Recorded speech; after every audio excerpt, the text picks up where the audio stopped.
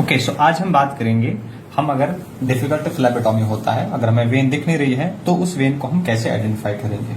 When को identify करने के बहुत सारे तरीके हैं। जैसे ये हमारे पास एक पेशेंट है, इनका वेन हमें प्रॉपरली दिख नहीं रहा है, हम इसको फील नहीं कर पा रहे हैं, तो इस केस में हम क्या करेंगे, हम सबसे पहले इनको टर्निकेट लगा देंगे। याद रखिए, अब टर्निकेट एकदम से ज्यादा टाइट नहीं करेंगे ताकि पेशेंट को प्रॉब्लम ना हो जाए।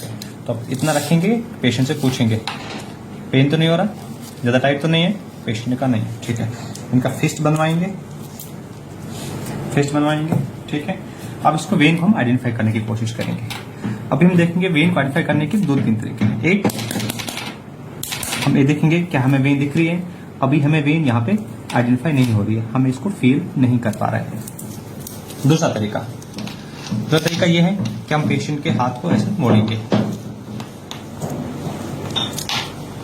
इस केस में भी हमें वेन दिख सकती है, हमें वेन फील हो सकती है, पर अभी भी हमें किसी सूरत में शायद अगर ना दिखे तो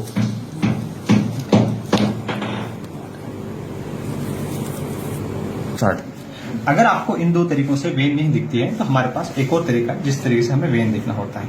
हमेशा कोशिश ये करिए कि पहले आपने एक बाजू में वेन देखी, फिर आप दूसरे बाजू में वेन देखोगे। अगर आपको एक बाजू में नहीं मिल रही है, आप दूसरे बाजू से कोशिश करोगे दिख रही है क्या, दिख रही है। तो दोनों में अगर आपको नहीं दिख रहा है, फिर आप चीजें करने के लिए लाइक क्या, एक जो मैंने तरीका बता दिए 2 तरीके। अब एक और तरीका है, उस केस में आप पेशेंट को बोलोगे अपना फिस्ट थोड़ा टाइट रखने के लिए, टाइट रखिए मैम, और नीचे जो उसका एल्बो है वहां पे थोड़ा सा टाइटली इसको होल्ड कीजिए और फिर नीचे से थोड़ा पुश कीजिए, आहिस्ता आहिस्ता से, इतनी जोर से नहीं कि पेशेंट को दर्द हो जाए। आहिस्ता से आपने पुश किया 1-2 बार, और अगर आपको यहाँ पे थोड़ा दिख रहा होगा कि यहाँ पे मुझे ब्लूइश लाइन दिख रही है, तो ये आपको एक वेन है यहाँ पे दिख सकती है, ठीक है। आप थोड़ा और पुश करेंगे और आप सेंटर में वेन को फील करने की कोशिश करेंगे, वेन आपकी कहाँ फील हो रही है। यहाँ पे मुझे इन पेशेंट का वेन जो है ना ये दिख रहा है, तो ये मेरा एरिया होगा, ये मेरा पंक्चर साइट होगा, यहाँ पे मैं कलेक्शन करूंगा। अब इस एरिया को मुझे ध्यान रखने के लिए क्या करना चाहिए,